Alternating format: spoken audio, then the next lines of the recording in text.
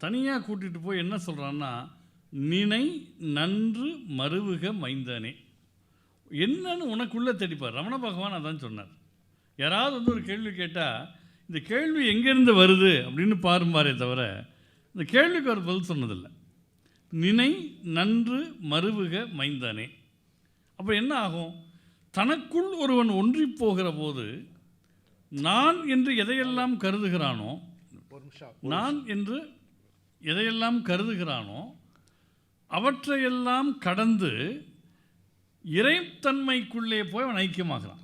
தனக்குள் இருக்கிற இறைத்தன்மை. யான் ஆகிய என்னை விழுங்கி வெறும் தானாய் நிலை நின்றது தற்பரமே.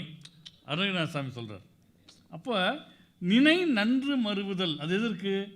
நெஞ்சில் ஒன்றும் கவலை இல்லாமலே சிந்தை ஊன்றி நிறுத்தி களிப்புற்றே தன்னை வென்று மறந்திடும் பொழுதினல். இது ஒன்று. ரெண்டாவது, இந்த மாயாவாதம் அப்படிங்கிற கான்செப்டை நம்ம எப்படி எடுத்துக்கணுங்கிறத பாரதி அடுத்த இடத்துல சொல்கிறார். சந்திரன் ஜோதி உடையதான்.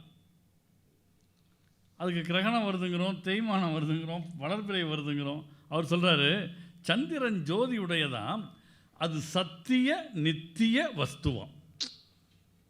அதுக்கு வளர்பிறை என்பதும் தேய்பிறை என்பதும் நிலவுக்கு தெரியாது மட்டும் இல்லை, நிலவுக்கு கிடையாது. சந்திரன் ஜோதி உடையதாம், அது சத்திய நித்திய வஸ்துவாம், அதை சிந்திக்கும் போதனில் வந்துதான் நின்னை சேர்ந்து தழுவி அருள் செய்யும். இது சந்திரனுக்கு மட்டுமல்ல, எந்த தெய்வத்தை நீங்கள் உபாசித்தாலும் நின்னை சேர்ந்து தழுவி அருள் செய்யும். இதுதான் உபாசனை.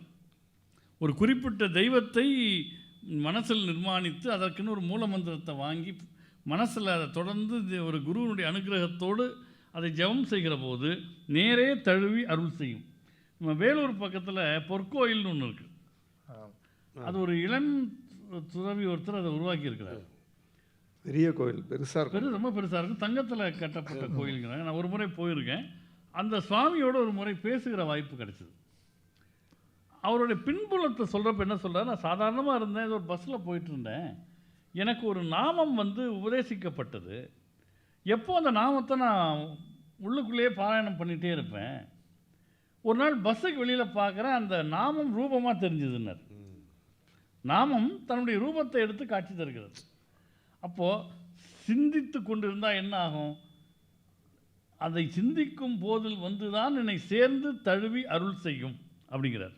அப்போது எல்லாத்த விட ரமணன் சார் ஆரம்பத்தில் சொன்னதை நிறைவில் சொல்கிறார். ஞானியர் தம் இயல் கூறினேன், அந்த ஞான நிலை விரைவில் எய்துவாய். ஞானி என்ன போதிச்சார்னு சொல்லலை, இயல், அவர் இயல்பு என்னன்னு சொன்னேன். இது நீங்கள் சராசரி இலக்கியத்துக்கு பொருந்தும். புதுசாக ஒரு பையன்கிட்ட போய் ஒரு ஜெயகாந்தன் கதையை கொடுத்து படினா அவனுக்கு அந்த இம்பேக்ட் தெரியாது. ஜெயகாந்தன் யார், அவருடைய ஆளுமை என்ன, அவர் எப்படி எல்லாத்தையும் தூக்கி அடித்து பேசுவார், அவர் நடை எப்படி, அவர் தீரம் எப்படி, அந்த கேரக்டரோடு வர்றப்போ தான் அந்த இலக்கியத்துக்கு மரியாதை. இது இலக்கியத்துக்கே அப்படின்னா ஒரு குருவின் வழியாக ஆன்மீகத்தை உணர்கிற நாம் ஞானியின் இயல்பை உணர்ந்தால்தான் ஞானத்தை உணர முடியும் என்று மகாகவி பாரதி போதிக்கிற அற்புதமான பாடல் இந்த பாடல்.